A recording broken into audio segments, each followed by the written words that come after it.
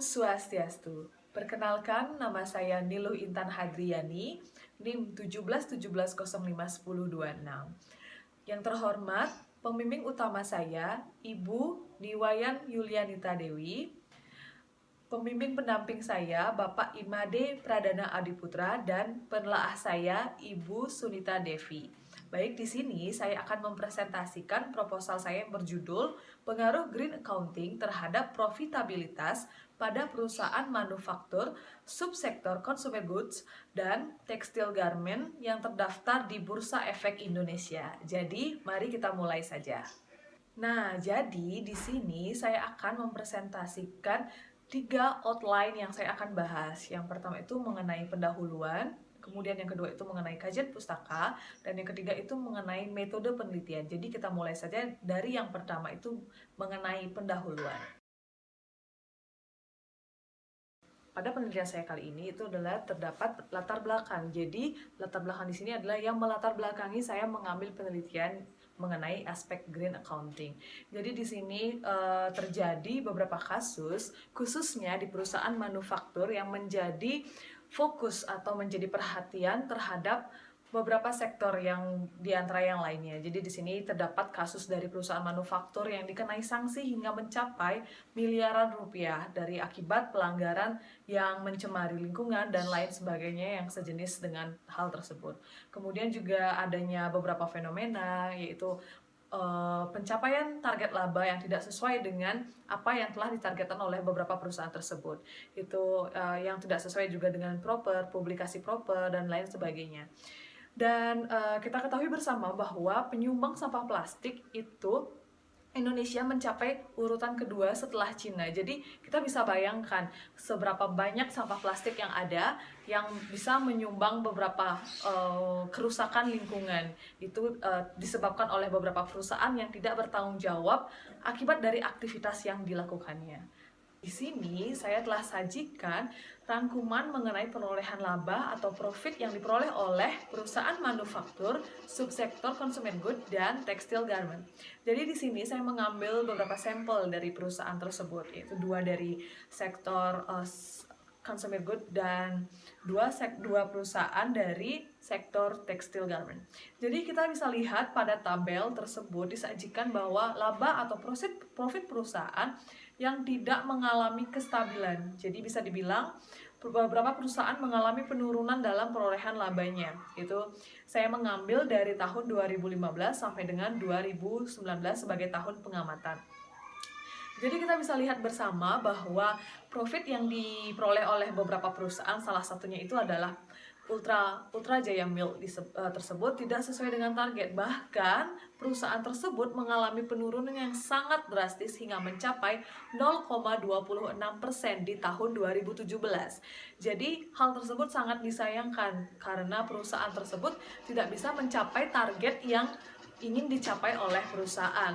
Salah satunya adalah dari segi keuntungannya. Kemudian kita lihat juga dari beberapa perusahaan yang lainnya, yaitu dari salah satu dari consumer good dan juga dari tekstil garment yang mengalami perolehan laba yang tidak stabil, bisa dikatakan berfluktuasi, dan bisa dikatakan secara rata-rata itu mengalami penurunan yang sangat drastis.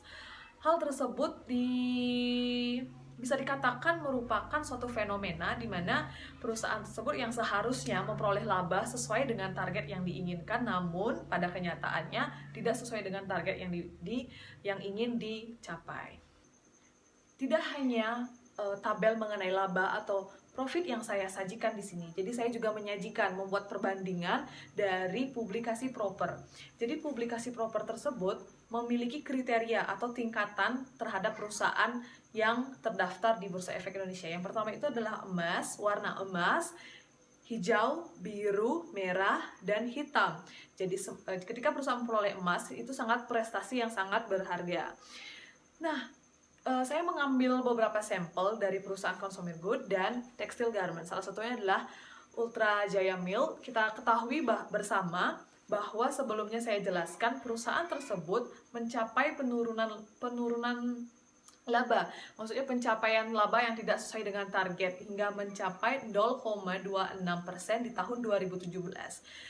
Padahal kita bisa lihat bersama pada tabel, perusahaan tersebut sudah mengalami penaikan dari warna biru hingga menjadi warna hijau. Hal tersebut menjadi pertanyaan yang besar dan sangat disayangkan. Padahal perusahaan tersebut sudah mencapai prestasi peningkatan kinerja lingkungan namun mengalami penurunan di laba atau profitnya. Kemudian kita bisa lihat pada beberapa subsektor lainnya, yaitu consumer good. Ya, salah satu perusahaannya adalah Argo, adalah perusahaan Argo, di mana perusahaan ini mempunyai kriteria yang stabil, yaitu berwarna biru. Tetapi perolehan laba atau profit yang tidak stabil atau bisa dikatakan mengalami fluktuasi dan rata-rata mengalami penurunan. Seperti itu. Nah, di sini ketika kita berbicara mengenai laba, kita berbicara mengenai rasio-rasio. Jadi rasio yang saya gunakan di sini adalah rasio profitabilitas.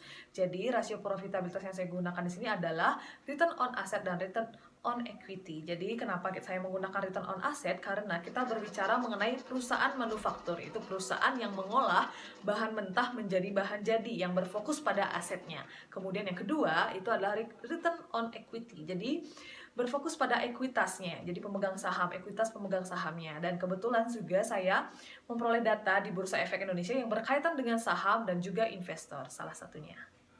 Jadi, pada bagian pendahuluan di sini, saya menyajikan beberapa bagian. Yang pertama itu adalah identifikasi masalah, adanya beberapa permasalahan, kemudian adanya pembatasan masalah, kemudian dilanjutkan membahas mengenai rumusan masalah. Jadi rumusan masalah di sini saya mengangkat 5 rumusan masalah yang berkaitan dengan aspek green accounting. Itu yang pertama, apakah ada pengaruh kinerja lingkungan terhadap profitabilitas, kemudian apakah ada pengaruh biaya lingkungan, produk ramah lingkungan, aktivitas lingkungan, dan pengungkapan lingkungan. Kemudian ada pun tujuan dari penelitian dan juga ada pun manfaat dari hasil penelitian. Manfaat di sini saya sajikan menjadi dua, yaitu manfaat secara teoritis dan manfaat secara praktis. Adapun manfaat secara teoritis itu mengenai bagaimana penelitian ini dijadikan sebagai referensi. Kemudian adapun manfaat praktis di sini itu untuk berbagai pihak, yaitu bagi Universitas Pendidikan Ganesha, bagi stakeholder, pemerintah, dan bagi peneliti.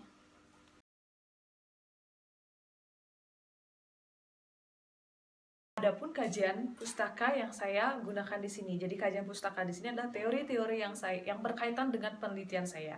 Jadi di sini saya menggunakan 2 grand teori. Yang pertama itu adalah stakeholder teori, yang kedua itu adalah legitimation theory, dan adapun teori mengenai aspek green accounting yang berkaitan dengan kinerja lingkungan, biaya lingkungan, pengungkapan lingkungan, produk ramah lingkungan, dan yang terakhir itu adalah aktivitas lingkungan. Adapun teori mengenai profitabilitas, yaitu profitabilitas di sini saya mengambil dua. Yang pertama itu adalah return on asset dan return on equity.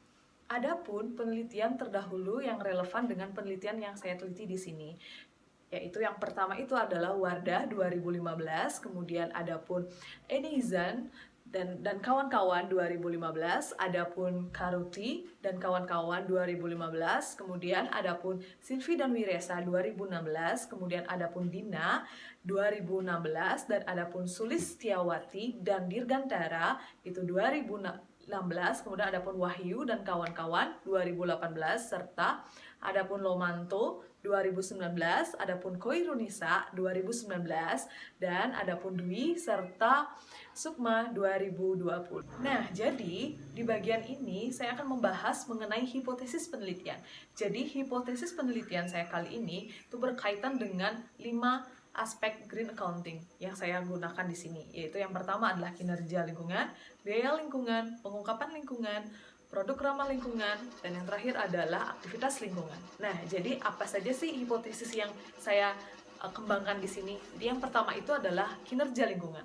Jadi kinerja lingkungan berpengaruh terhadap profitabilitas. Kemudian yang kedua itu biaya lingkungan tidak berpengaruh terhadap profitabilitas. Adapun produk ramah lingkungan itu berpengaruh terhadap profitabilitas. Kemudian adapun aktivitas lingkungan dan pengungkapan lingkungan berpengaruh terhadap profitabilitas. Jadi, penelitian saya ini adalah penelitian sekunder yang mengambil data pada Bursa Efek Indonesia. Kemudian penelitian ini adalah jenis penelitian kausal. Jadi kausal itu adalah meneliti variabel terhadap variabel lainnya dengan pendekatan kuantitatif. Nah, adapun populasi dan sampel dalam penelitian saya kali ini. Jadi, populasi yang saya ambil di sini adalah seluruh perusahaan consumer good dan textile garment yang terdaftar di Bursa Efek Indonesia pada tahun 2015 sampai 2019. Kemudian adapun sampel dalam perusahaan ini adalah sebanyak 18 perusahaan dengan tahun pengamatan selama 5 tahun hingga memperoleh sampel sejumlah 90 sampel. Definisi operasional variabel pada penelitian saya kali ini itu yang pertama itulah kinerja lingkungan. Jadi kinerja lingkungan yang di sini indikator yang saya gunakan itu adalah publikasi proper. Kemudian yang kedua biaya lingkungan saya menggunakan skor 1 dan 0. Kemudian adapun yang ketiga itu adalah pengungkapan lingkungan yang saya gunakan indikatornya itu adalah standar GRI generasi keempat. Kemudian yang selanjutnya itu adalah produk ramah lingkungan, yaitu menggunakan penilaian 1 dan 0. Kemudian yang terakhir itu adalah aktivitas lingkungan. Yang saya gunakan di sini adalah seberapa banyak atau jumlah aktivitas yang berkaitan dengan lingkungan yang dilakukan perusahaan tersebut. Kemudian yang terakhir itu adalah variabel Y. Variabel Y di sini adalah profitabilitas. Indikator yang saya gunakan itu adalah return on asset dan return on equity. Operasionalisasi data yang saya sajikan di sini adalah variabel, skala, dan sumber data yang saya akan peroleh. Jadi, di sini kinerja perusahaan itu dari publikasi proper, kemudian adapun biaya dan pengungkapan lingkungan dari laporan keberlanjutan, adapun produk ramah lingkungan itu dari laporan tahunan, dan aktivitas lingkungan dan juga variabel Y profitabilitas dari laporan keuangannya. Metode dan teknik analisis data pada penelitian saya kali ini adalah menggunakan SPSS dengan 3 uji. Yang pertama itu adalah uji statistik deskriptif, kemudian yang kedua itu adalah uji asumsi klasik, dan yang ketiga itu adalah uji hipotesis. Jadi itu semua adalah penjelasan mengenai proposal yang saya rancang, yaitu mengenai aspek green accounting terhadap profitabilitas. Terima kasih atas perhatiannya. Mohon maaf apabila terjadi kesalahan tidak disengaja maupun disengaja.